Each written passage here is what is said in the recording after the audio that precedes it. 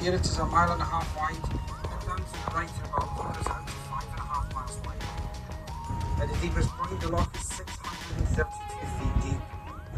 So folks, what we're going to do today is we're going to go across towards the eastern shore. Over there, there's no road, no rail, there's very little habitation. There is only a nature trail, a footpath that runs the full length of the loch on the eastern side. We'll be sitting today in the shadow of Ben Lomond. Ben Lomond is over to the right. You can just see the top of it through the mist. Ben Lomond stands at 3,192 feet high, and it is the highest hill on the eastern side of Loch Lomond, and it's the most southerly Munro we have in Scotland. The hill in Scotland is over 3,000 feet high, is known as a Munro, of which we have over 280 of them, and Ben Lomond is the most southerly of them all.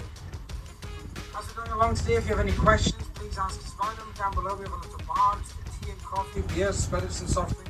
Cameron will be about. If anyone wants anything like that, just give him a shout and I'll point out bits and pieces when we get there.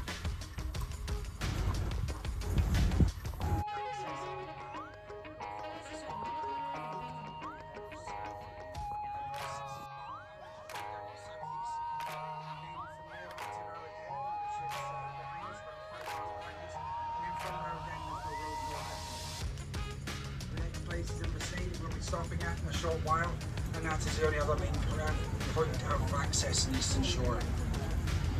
In amongst the trees over to the right, you see a little cottage, Jack Cottage here, was originally built as a shepherd's cottage, gamekeeper's cottage, and up until 10 years ago it was always used for that. It's now privately owned and it's just purely a holiday house. Its access is via a dirt track. You see a scars coming down to the top of the hill, and that's access to the cottage on a very, very rough dirt track. On the hills above us, we have a lot of deer. We have red deer, stags, hounds, roe deer, wild mountain goats, sheep as well. Sadly, this time of year we don't see an awful lot of deer due to the popularity of the West Highland Way. They tend to frighten them high up the hill, out of sight, or even into the glen behind. In the waters underneath us, the fishing is pretty good. The predominant fish we have is salmon. We have salmon going up to 45–50 pounds of weight. Salmon, they're mostly caught by trawling a line behind a small boat about 15 feet below the surface.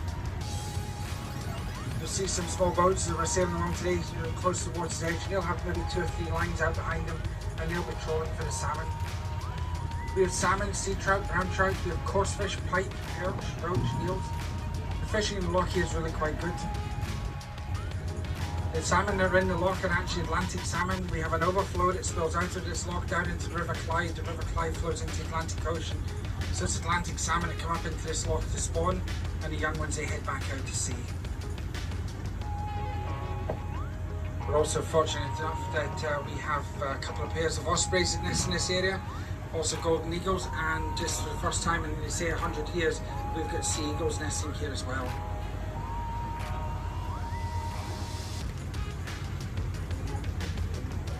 Habitation that we're going to see on this side of Loch Lomond today in the eastern shore. This large building in front of us here, this is a hotel. The name of this hotel is Inversnaid, Inversnaid. In Scotland, the word Inver is a prefix. It means at the mouth of a river. Inverness, the mouth of the River Ness. Inversnaid is therefore the mouth of the River Snade. And in just a minute, you'll see the river coming down in the shape of a beautiful waterfall to the right-hand side of the hotel complex here.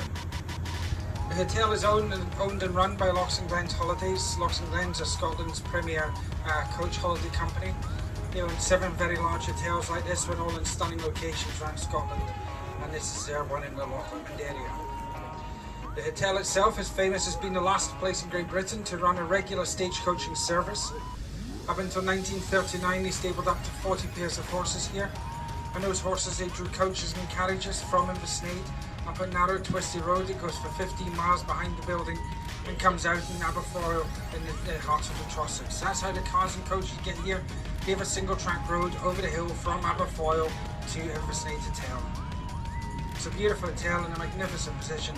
A very, very popular place served here. There's a little waterfall just coming to you now. The waterfall there was made famous by the very famous English poet William Wordsworth. Wordsworth, he stayed here during his time. While staying here, he fell in love with the local ferryman's daughter, and sitting at the rocks at the bottom of this waterfall, he composed one of his famous poems. to a sweet Highland maid. There's not much water in the falls at the moment. We've obviously had it very dry here for a long time.